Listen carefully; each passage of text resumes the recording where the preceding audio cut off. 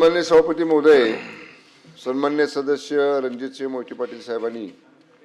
म्हाडाच्या जागेमध्ये ज्या काही आपण मुदतीनं ज्या काही भाडेपट्ट्यानं जागा दिलेल्या आहेत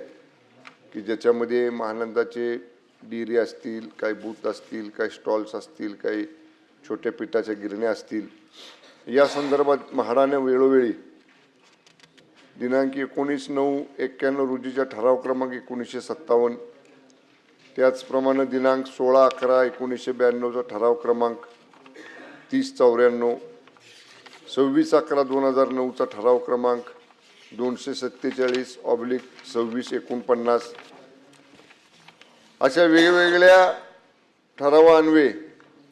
या संदर्भातल्या जागा कशा पद्धतीने भाडे करारावर द्याव्यात किंवा लिव्ह अँड लायसन्स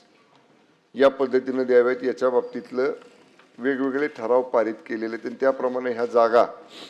ह्या आता त्या लोकांकडे या ठिकाणी लिव्ह अँड लायसन्स असं 11 महिन्याच्या कराराने या ठिकाणी आपण दिलेले आहेत.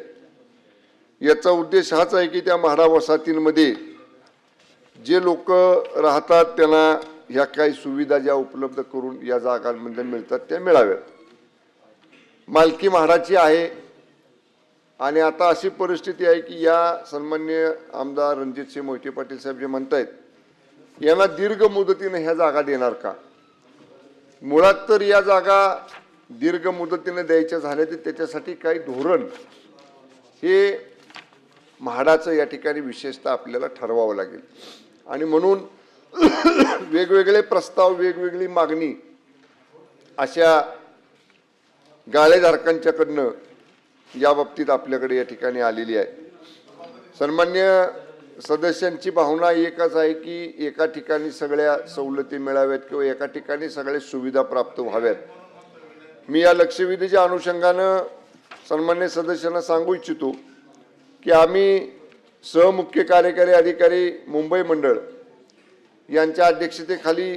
म्हाडा स्तरावरती एक समिती गठीत करू आणि ही समिती 3 महिन्याच्या आत या गाळेधारकांच्या कशा पद्धतीने भाडे करार असावेत, दीर्घ मुदतीचे असावेत, अल्प मुदतीचे असावेत, दीर्घ मुदतीचे असले तर त्याच्याकडनं काही डिपॉझिट घ्यावं का, अल्प मुदतीचे असले तर कुठल्या अटी शर्तींवर, ह्या सगळ्या म्हणजे इतर सरकारी वसाहतींमध्ये असे गाळे काय पद्धतीने भाड्याने देतात तर म्हाडामध्ये काय पद्धतीने द्यावेत या सगळ्यांचा अभ्यास करण्यासाठी आणि म्हाडाला शिफारशी करण्यासाठी सहमुख्य कार्यकारी अधिकारी मुंबई मंडळ यांच्या अध्यक्षतेखाली एक समिती स्थापन करू. या समितीचा अहवाल 3 महिन्यात प्राप्त करू आणि हा अहवाल प्राप्त झाल्यानंतर हा भाडेपट्ट्याचा कालावधी वाढवण्यासंबंधी अहवाल समितीचा आल्यानंतर त्याच्यावर आम्ही निर्णय घेऊ.